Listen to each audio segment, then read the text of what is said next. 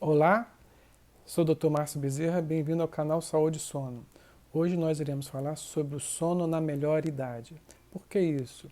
Porque, graças a Deus, a nossa expectativa de vida está aumentando e nós somos hoje no Brasil 208 milhões de pessoas, onde 22 milhões são pessoas acima de 65 anos.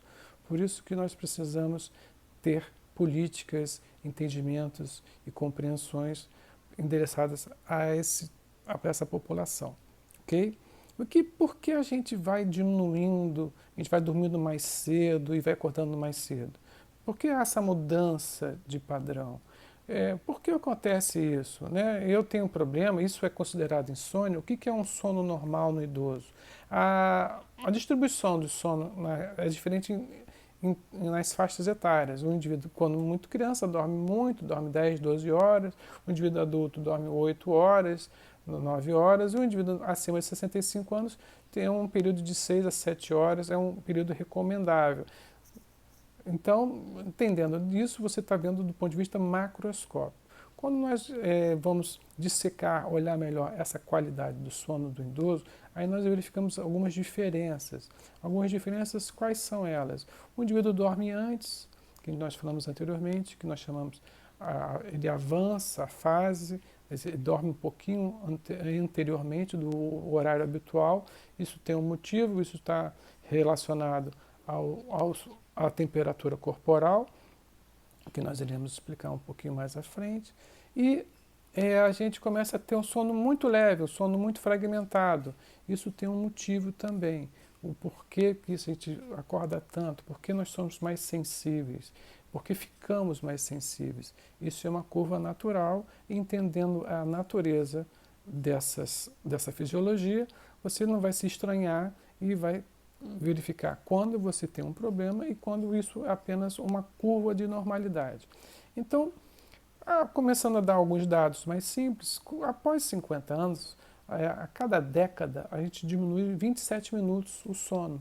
O tempo total de sono fica reduzido em 27 minutos, até chegar a um limite de 80, quando nós chegamos a 80 anos, que esse limite para ali pelos uns estudos que nós lemos. Né?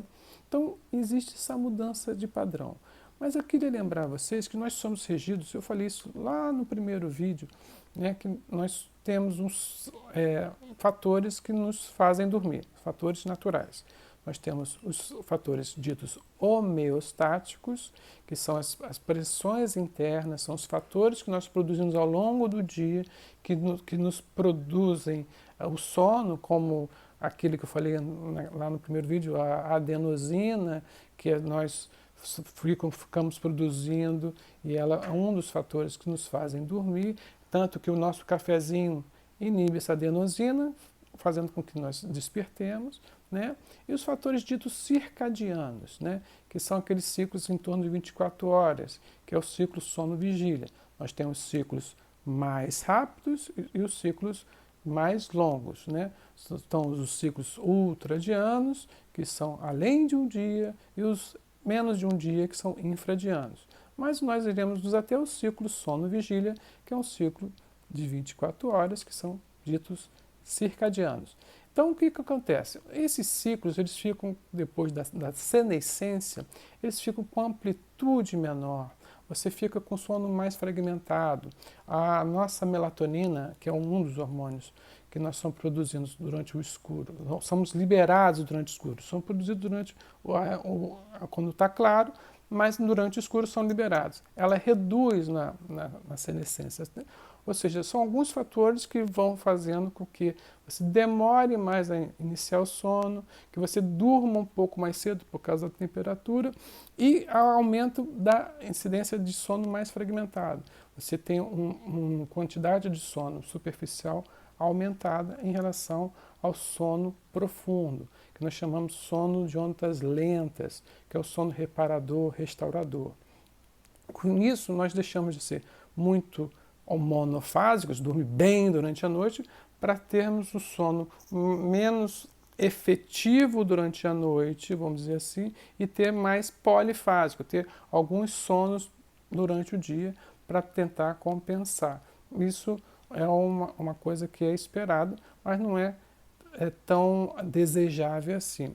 E o que acontece que os estudos, por exemplo, um estudo feito em São Paulo, verificando em 1.300 e poucos pacientes, verificou-se que 44% desses indivíduos tinham problemas de sono, nesses indivíduos idosos, acima de 65 anos. Outro estudo mostrou que a aposentadoria e o isolamento social era o grande responsável pelas dificuldades de adormecer. Nessa época que nós estamos vivendo de isolamento social forçado, imaginem vocês que não são aposentados, que não têm esse tipo de comportamento, é isso que mais ou menos que o idoso sente. Ele não tem o idoso que está aposentado e não tem tanta função e acaba tendo esse isolamento social e isso é ruim e isso impacta no ponto de vista cardiovascular, endocrinológico e na nossa parte que é do sono. Então, tudo dentro de uma unidade, né? E o que a gente pode fazer em relação a isso? Quais são os antídotos, né? Observando estudos em animais e em populações que têm menos problemas, a gente observa algumas coisas que a gente pode sugerir, né? Primeiro, é essa coisa, por exemplo, no Japão, que tem 70 mil pessoas acima de 100 anos, saudáveis, né? E aí, o que eles observam nisso? O que eles fazem de diferente? Eles têm um ciclo de ginástica chamado radiocalestesia. Calestesia é que se faz ginástica com o peso do próprio corpo. E então, esse é um programa que tem desde a década de 60, que eles mantêm todo dia pela manhã, e os indivíduos idosos fazem a ginástica, que também isso foi passado pelo Japão, do Japão para China, Hong Kong, e isso dá uma atividade. Essa atividade física ativa, além de ativar toda a energia física, dando tônus, movimentação, equilíbrio, bem-estar físico e mental. Estudos mostram isso de uma forma mais categórica, onde os indivíduos que fazem ginástica e se expõem à luz solar têm poucos problemas relacionados ao sono, né? Porque imagine você que a exposição solar, você além de ativar tudo em relação a vitamina D, que faz a absorção de cálcio, você fica menos propenso à osteoporose, você também você ajuda a produção da sua melatonina. Você inibe ela durante a luz, para a qual ela é liberada durante o escuro. Então, observe como a atividade física tem um impacto assim de uma forma muito interessante. Estamos pontuando em relação ao sono. E essa experiência japonesa foi bem descrita num livro chamado O Método Japonês para Viver 100 Anos. E ele descreve algumas coisas, além dessa atividade física, dessa chamada radiocalistenia, né? E a atividade de fazer uma atividade de agricultura, às vezes eles fazem uma atividade pequena, uns pequenos jardins, e aquilo já faz uma atividade, tem toda uma atenção plena, né, naquele momento. Isso traz além de você estar em contato com a natureza, você traz uma energia boa e está executando uma tarefa. A alimentação, né? A alimentação deles é bem regrada, não muito copiosa. Estudos mostram em animais que têm uma ingesta calórica menor, vivem mais e melhor. Mas é isso que eu observo também nessa comunidade japonesa de 70 mil pessoas acima de 100 anos. Então, além disso, eles têm um hábito de orar, rezar, ou seja, também tem todo um cuidado espiritual, que isso é fundamental, né? E além de fazer alguns tipos de meditação.